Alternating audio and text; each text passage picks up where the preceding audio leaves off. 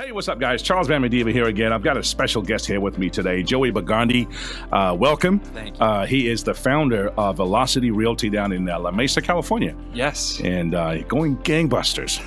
Even in this market, which is a seller's market, this guy's just ripping it up. And we're doing this video on the heels of a tremendous transaction that we just closed for a veteran who bought a multifamily property in the San Diego area for 1.1 mil? 1.1. And I was looking at this going, oh my gosh, half of the guy's payment is covered by the rents from the other side. That's pretty crazy. It's this weird thing that most people don't realize, which I'm glad we're having this conversation today to spread some knowledge. Yeah. And so the topic of this video, if you would, is how best to invest your BAH. Over to you. Tell us. Honestly, everyone's go, oh, you got to get a single family. You got your wife, your kids, your husband, your spouse, partner, whatever it is. You got to get a house. So most people are thinking they're going to go townhome, condo, single family house. And that's the extent of most people's search. So something that my team and I take a lot of pride on is pushing that boundary and introducing multi-units. Wow. Like, I mean, you said our client, half of his payment is covered by his tenant. It's an amazing thing. Would you say that that's just a scary thing for most, say, for example, service members to take on a much larger purchase price? Because these prices are kind of much higher, right? Yeah, I mean, they're getting close to double. But if you realize that you're already, let's just say it's that $1 million price point, and you're already looking at a $500,000 home. Doesn't it make sense to take on a bigger asset if half of it's going to be covered for you? Yeah. Technically, you're liable for your $500,000 on your payment. Yeah. The other half's covered. Is this out of reach for most service members? No. It's just the lack of education. Tell me more. So when you dive deeper into how to actually invest your BAH, a lot of people think, hey, I'm going to either go base housing where I see none of it, or I'm going to try and get into a real estate purchase where I can own some of it. It's this like gray line into this cloudy area that people don't understand, that by going into a multi-unit, you can take the same money that the government gives you for your hard work and your dedication and service and actually invest it into an asset that's going to appreciate at a faster rate. That's an amazing thing. So, and as you might or might not know, the veteran, and by veteran, I mean active duty service members as well, he or she has to occupy one of the units, but the other units could be rented out. Exactly. And you can occupy for 2 years unless you get orders or an extenuating circumstance. Okay. So the rents from the other units can help you qualify. Yes. Okay. So in VA underwriting guidebook details, we're looking at using about 75% of the gross rents to help you qualify for the payment. In many cases, that might not wipe out the entire payment, but is it putting a pretty good dent in that payment obligation? Yes, because a lot of people are looking at the real estate market. They also have to take into consideration the rental market. The rental market is astronomical. Right. So a lot of rents, I mean, for these single family homes, like this one that we're talking about, he could rent it out for $3,400 a month. It's a 4-bedroom house. And there's no down payment for veterans. No down payment. Think about that. You're buying $1 million a home. That is a home. You don't want to look at it as a commercial building, because if it's less than, if it's 4 units or less, it's residential, and you're putting no money down. And the gentleman that we did that purchase for was a $1.1 million with zero down payment. Yep. So it can be contested when someone says it's out of my reach. Yes. Right? Because you're going to qualify with rents from the other units. You don't have a down payment. Nope. And now there's no loan limit either. No loan limit. You have the freedom to actually go ahead and reach this goal. So about this year, we've done about 8 million in multi-units for veterans. And all of them started with a single home search by education and getting them to the point where they're realizing. So you tell me that these service members, these veterans came to you and they had the typical, I want to buy a home for me or my family, 500, 400, 500, 600,000 or what have you. And you somehow, I don't want to say talked them into it, but you kind of enlightened them to the opportunity of buying a multifamily. How does that conversation go? So a lot of my clients are my age. I know I'm a young guy. A lot of them are not married yet. And a lot of them, I use the word band together. Band together. So they have people that they're coming back from deployment with, or they got orders out here, and they've got friends they want to live with. So say, hey, you know what? You can get this multi-unit. You could rent that back unit out to your buddy for cheaper than what his BAH is, so he's going to be happy. And for you, as long as the numbers make sense of what we use in the industry as pencil, as long as we know that payment that he's going to be giving you is at what we want, half of your mortgage, you're going to have a crazy investment. One, you're going to have your buddy living in the back. You're going to have someone that you know that the U.S. government is going to give them a monthly stipend, that BAH, for their payment. Yeah. 2, you're helping them too. So maybe there's something in their credit or their past that they don't have the purchasing power. So it's not like you're taking advantage of another service member. You can be helping people out. You can truly band together to help them, but in turn, it's going to help you best invest the money that you're going to get as well. We want to put these numbers up on the screen. I'm just going to read them to you. I'm looking at my notes. Example, your guy buys a $500,000 single family home, which is pretty common, right? Yes, very and common. So if we were to use, I'm looking at my notes here, the monthly payment about $2,800 a month, including tax and insurance, and an interest rate in the 3s, which right now, as we're recording this in the summer of 2021, we're in the 2s. Yes. However, let's just say you're in the 3s. Which still is amazing. So please, if you're listening to this in the future, if your rate is under 4, do not panic. Exactly right. So if you had if that service member had a 5% appreciation value, which is very conservative. Oh, very conservative, especially over the last 40 years. Okay, very so 5%. At the end of year 1, the home's worth about $525. Okay. The end of year 2, $551 and some change. The end of year 3, $578 and some change. So 3 years, you've picked up $78,000 in equity. Okay, and you've made a $2,800 payment. If you bought a $900,000 multifamily property, which is that still possible? That's still possible. That's what we're looking at in San Diego County. So the first year you end up at $945. The second year at $992, and the third year $1,041,000 and some change. You picked up $141,000 equity. You've picked up almost double the amount of equity. Yep. And would it be fair to say that as far as out-of-pocket payment, if those other units rented for $1,200 a month or something, you're not paying any more out of pocket? Absolutely not. Okay. Well, why aren't more people doing this, Joey?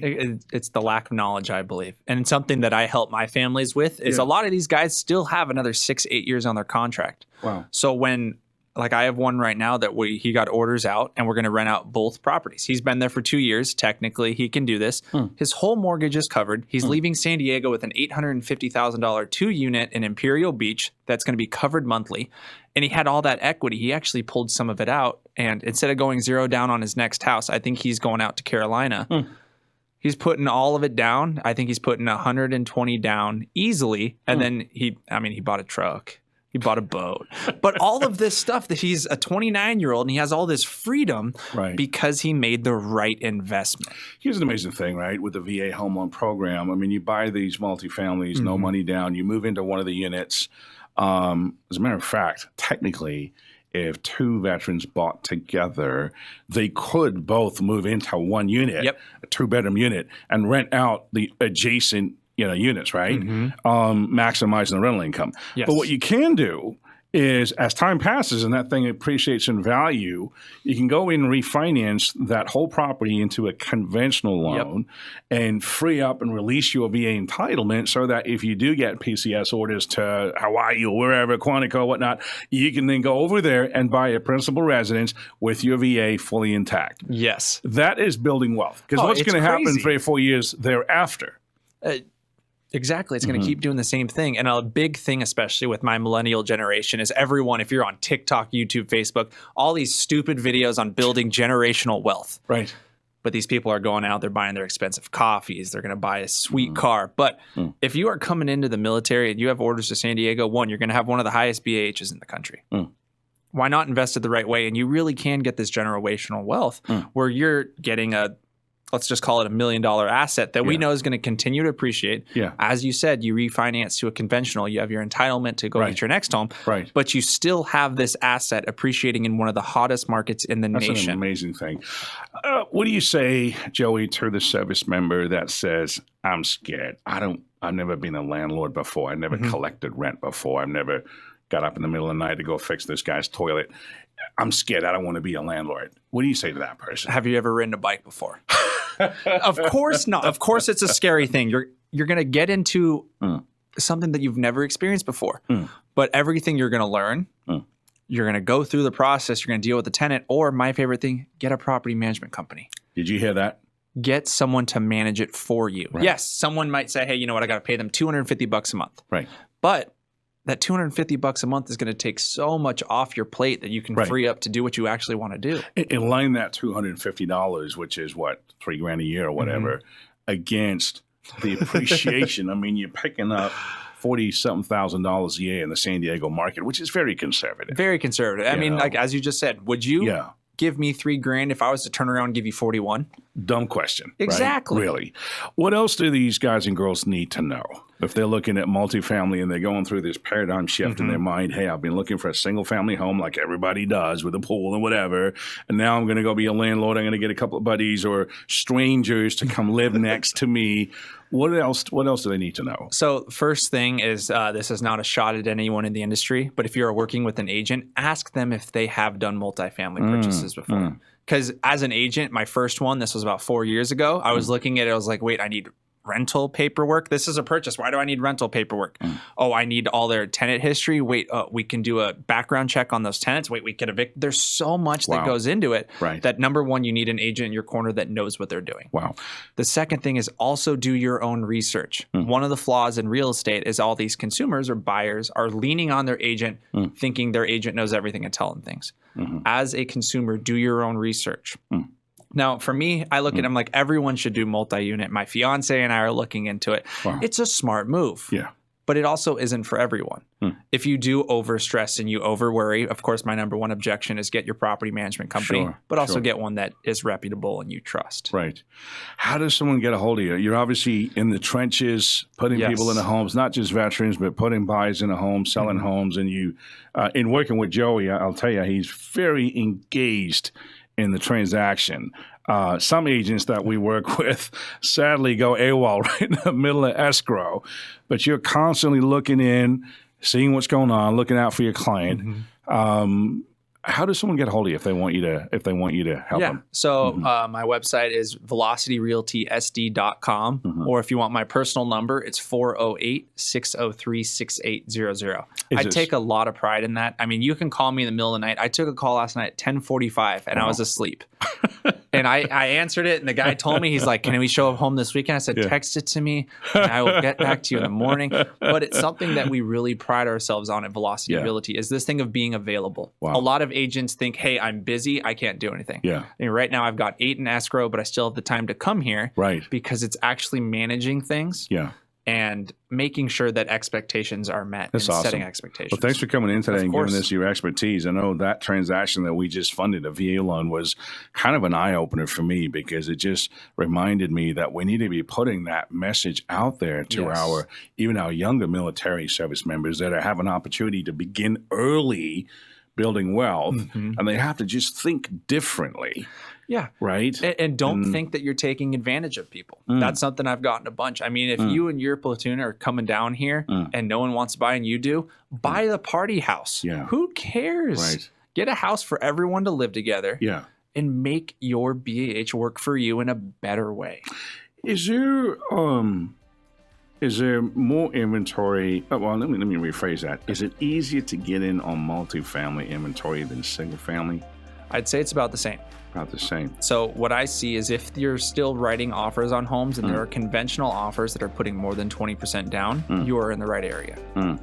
Now, someone with $100,000 or $200,000 in cash, you have to assume they're not going to invest it or put it into opportunities that aren't going to make them a good return. Sure. So one thing that I tell people, hey, if we get beat out by 3 conventional offers, we're doing something right. We are looking in the right area. So the competition is a little tough. But I will say for the last 3, we were the backup offer. Wow. And what happens is I'm very persistent. I hound the agent because the second that they think they're going to fall out, I better be that first phone call. Wow. Hey, glad to have had you come in. If you guys are watching this and you're even remotely thinking about buying a home, and if you're considering or have considered a multifamily, give Joey a call. I know he'll do a great job for you. Hey, we'll have you come in another time and do something else on another topic. We'll go into commercial units. Hey, there you go. Going big guns now. Hope you guys enjoyed this episode, and you guys have a wonderful day. Take care.